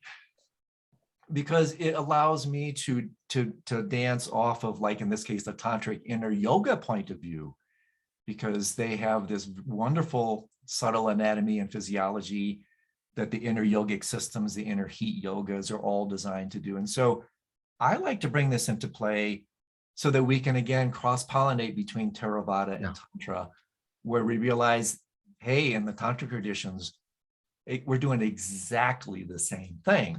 We're just using a different framework, in this case, inner subtle body processes. But again, for our listeners, this is real cash value, right? Something comes up, your button gets pressed, you've installed that button, open to it, allow yourself to relate to it instead of from it. That energy is then purified. And then this is gradually, patiently, how we purify our karma. So say a little bit about the role of metta, Maitri here, because Delson, when I do this, I have to say, this is somewhat painful, because the more aware I am of these processes, the more humbled I am of the extent, the virtuosity of my ignorance, the virtuosity, my default mode network, how I have accomplished samsara. And so on one level, when I hear these teachings, they're diagnostic, prescriptive, and they're actually painful. Because to me, it's like, oh my goodness, here I am yet again, contracting. And so I love the smile. Talk to us about the role, the importance of metta, Maitri behind all this, because that's a big deal, in my opinion. Yeah, absolutely. And I would say, it's not just the Maitri, but it's also the Karuna, it's also the Mudita, it's also the Upeksha, which is to say, it's the Brahmaviharas. So now the Brahmaviharas are actually very universal. It's not just a Buddhist thing. You go back to the Yoga Sutras, for example, there are at least 2 references to the Brahmaviharas. Patanjali in the Yoga Sutras, for example, he talks about how the Brahmaviharas are a way to cleanse consciousness, if you will, and come to a point where the consciousness goes from being mutable to immutable, goes from being something that is reflective to non-reflective, as it were. And then he talks about how you can actually, when he talks about the siddhis, he talks about how when you have, metta in your mind, or karuna or mudita, and you engage with it, that becomes your mind. That becomes you. You are in that moment metta. You are in that moment karuna. You are in that moment mudita. You are in that moment upeksha. So the way I look at these are like tools. Now you can start, when we do the twin practice, for example, in our practice, they are natural progressions. In other words, you start with metta, which is loving kindness, which is just wanting to be open to the other person and wanting good for them. Same way you have a best friend and you want the best for them, the same way you have a sibling and you want the best for them, the same way you have a child and you want the best for them. That's the expression of metta. And you use this as an object of meditation in samadhi, which naturally progresses into karuna. And karuna, which is the compassion, the way I experience it or understand it and I explain it to people, is it is in infinite space, boundless space, that you experience compassion. The reason is because when you see somebody in pain or somebody suffering, you don't look down at them with sympathy and pity. You don't look at them and say, oh, poor that person. You actually engage with that person, but given that space, you give them that space to evolve out of their suffering. In other words, you don't become a crutch. You don't become somebody who they depend upon, but rather you become a tool for them to come out of their suffering. So that could be in a process of supporting them and guiding them, but ultimately they have to walk the path leading out of suffering. This is compassion. So you understand there are people suffering out there, so you don't react to people from a sense of how could they do this to me. You realize they're doing it because they're suffering. Somebody's accusing you of something. Somebody's being angry at you. It's not that they're angry at you. It's just that they have no way of relating in another way. They themselves are suffering. They themselves have hatred in their mind. So the compassionate mind will look at that and say, I see you, I acknowledge you, I understand it, and I'm letting go of any reactivity to it. And I want to help you by disengaging your mind from that hatred, by refining the way you're looking at things. Because if I add fuel to the fire of the conversation, which continues to become an argument, then I'm only adding to that person's hatred. But if I understand from a compassionate mindset that this person is suffering, then I deviate the conversation towards a resolution that allows them to let go of their hatred. That's the compassion. Metta is empathetic joy or altruistic joy. It's the ability to see a person's successes and actually engage in their celebration of that. This is why it is a great antidote for jealousy and envy. That is to say, when you have mudita, you can recognize people's successes all over and not identify with them in a way that causes you to be jealous, but rather engage with them in a way that says, hey, I'm very happy for you that you have this. That leads to your own happiness. You realize your happiness in that sense is not tied to other people's happiness, but rather it's not dependent upon you having to be recognized for something. Instead, you recognize other people and their happiness, and that makes you happy. And that doesn't only just make you happy, but what you realize deeper is that you're already happy, and therefore you can be happy for others. And finally, upeksha, which is upeka, that is equanimity. And that is the mindset that does get way or the definition of things as they are without engaging with them through a mind that says, I want this or I don't want this. A mind that says, I like this or I don't like this. Through a mind that either has grasping towards it or resistance against it. That is really upeksha, which means these are mental states. The Brahmaviharas are mental states that you can experience on a moment-to-moment basis, but you can use as tools depending upon the situation. So if you're met with a circumstance which allows you to experience jealousy, you can recognize that jealousy, let go of that, and bring up mudita. If you notice there's resistance going on, you can let go of that and bring up upeksha. If you notice that there's hatred coming up, you can notice that, and there's compassion that comes up. Or if you notice that somebody you see as an enemy, you recognize that, let go of that, and bring up loving kindness towards them. So these are just another way of reconditioning samskaras. They're the tools that allow you to recondition the samskaras from those that are rooted in greed, hatred, and delusion, and recondition them with compassion, with wisdom, with loving kindness, with upeksha, with mudita, whatever the case might be. Again, fantastic. And what comes to mind here, Delson, is how this narrative of contraction keeps coming up. I'm really big into this archetype, this meta narrative, because to me, when I look, there's so many ways to kind of look at the irreducible aspects of the generative impulse of samsara altogether. But to me, one of these, which I like because it's visceral, somatic, I can feel it, is contraction. And so with every one of these states that you were talking about, it's another way to sensitize ourselves towards the triggering or the ignition, so to speak, of a samskara is we start to feel it as these various degrees of contraction. And so very interesting play on words, because if we capitulate, in fact, to that contraction, again, we can feel this.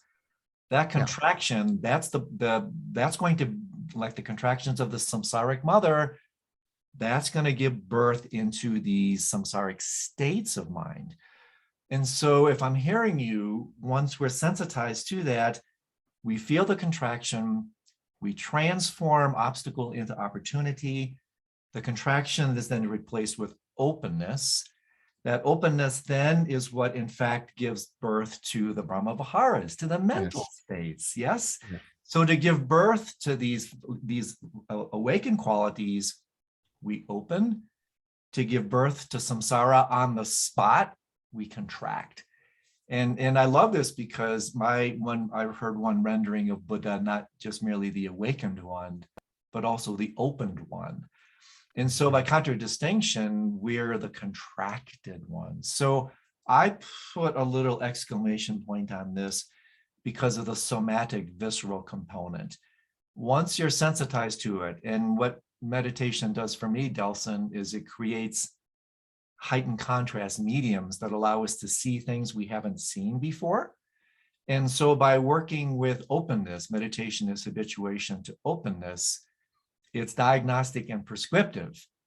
It will show me something. This is the painful part. The more open I get, the more I realize I'm pinching myself constantly. And again, I think this is worth throwing into the mix, because sometimes people can feel like things are getting worse, again, to that narrative we talked about earlier. I never used to be such a neurotic mess. Well, yes, you were. You just weren't awake to it, right? And so now you see the ubiquitous ways. This is the heartbeat of the ego construction, and it happens every moment to moment. In fact, the very sense of I that we talked about earlier is indicative, revelatory of how this contraction takes place. So maybe with your permission, one last tiny thing. There's so much more to unpack. We've only done 3 of the links. It's such a feast for me. But I mentioned earlier, Delson, and maybe you can say a little bit about this. My understanding is at the moment of death, what makes in the Tibetan language, what makes the journey, they talk about the perilous straits of the bardos. What makes the perilous straits of the bardos perilous is not some pre-existing bardo. It's basically the release of the unconscious mind, the samskaras, the Pandora's box of samsara, without the mediating effect of the body.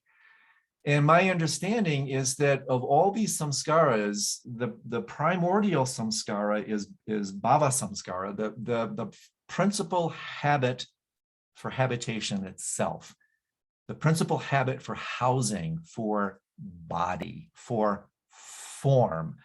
So is that your understanding as well, that's what that primordial samskara is really what controls in a certain sense, the fundamental habit. That's the main whirlpool. You're using that wonderful image. From that whirlpool, then all these secondary, tertiary, quaternary whirlpools, samskara, have been spun out. Can you talk to us a little bit about that primary contraction samskara? And again, how these secondary, tertiary, quaternary expressions can help us decondition this primary one. Does that make sense what I'm asking? Yeah. So the way I look at it is, the word bhava, which is, becoming or identification or process of inclination or whatever you want to call it, this, or habitual tendencies or the habit of habit, as you say. It's, I think, closely related to another word, which in Pali is mana, which is conceit. So the way I look at conceit, we look at it from the model of the 10 fetters, and the first, the higher fetters, rather, the 5 higher fetters are restlessness, conceit, the craving for certain kinds of existence, whether that's in form or formless existence, and ignorance itself. The way I look at it is conceit is closely related to bhava, closely related to this sense of habit, this sense of habituating a personal self to things. Identifying with one or more of the skandhas is what gives rise to further and further conceit. And then relating to the world in such a way that you're projecting your preconceived ideas of what that is. In other words, everything that people experience, beings experience from the unawakened state, is basically just projections of what they already preconceive. So it's always a stale reality, if you will, that they're experiencing rather than a fresh one. Once you let go of the conceit, this habit of wanting to identify with something as whatever it is that you see, or projecting your ideas of what reality is. Once you let go of that, dependent upon that is restlessness, this anxiety, because anxiety arises from this sense of I want to do it this way, or I can't do it that way, and therefore there's resistance there. That restlessness and anxiety, and sometimes even remorse of relating to the past and having guilt and shame about the past, that goes away. Dependent upon that conceit is also the craving for certain kinds of existences, because it's only the I notion that causes the idea that I exist in a certain reality, which either I like and I want more of, or I don't like and I want to let go of and get something else in place of that. When that goes away, then ignorance completely fades away as well. So conceit is really that deep rooted idea of I that the mind continues to cling upon, even at death. Even if it's not the body, it clings to it as a feeling, or as a perception, or as an intention, or as mind, or a component of the mind. So once you let go of the conceit, that is the awakened state. That is no more relating to the world from this one way of a sense of I am looking at it this way. Then reality becomes fresh and spontaneous. Then you're no longer looking at things, because you're no longer judging people, because even before you say anything to a person, there's all of this percolation of judgment going on about who they are as a person, whether it's your mother, your father, your brother, your sister, your friend, your enemy, anybody. But once that goes away, then that person is just a being. There's nothing else, not even a being. That sense of being goes away as well. There is no person at that point.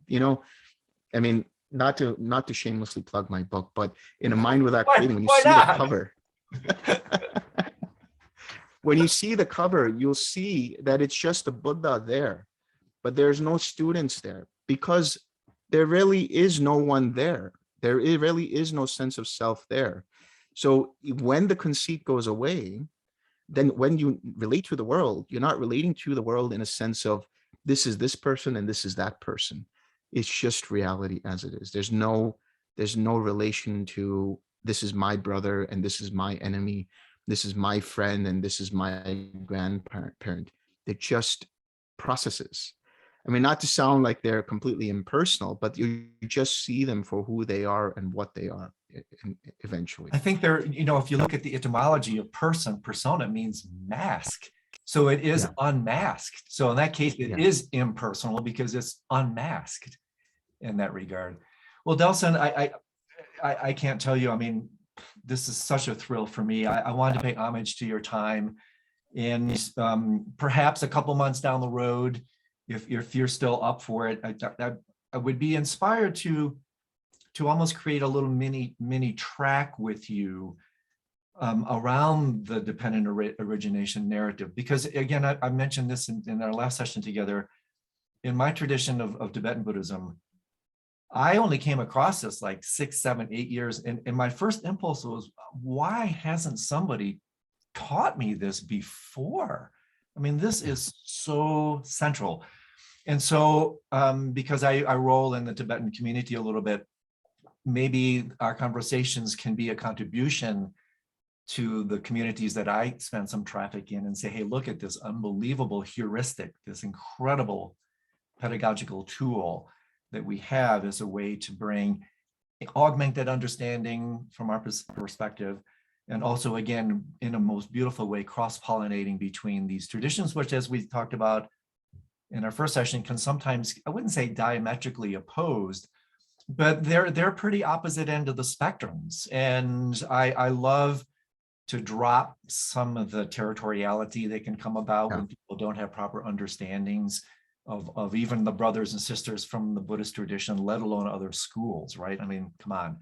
And so with this kind of supplication and request, maybe a couple months down the road, we can revisit this because, hey, we still got another 9 more links to talk about, right? No, absolutely. Because we talk about like craving, and there's like so many different types of craving. We talk about clinging. There's different types of clinging, even clinging to views. You just brought that up with, the idea that I'm right and you're wrong, or, this is one spectrum and that's another part of the spectrum. That kind of clinging also we should explore and understand how to let go of.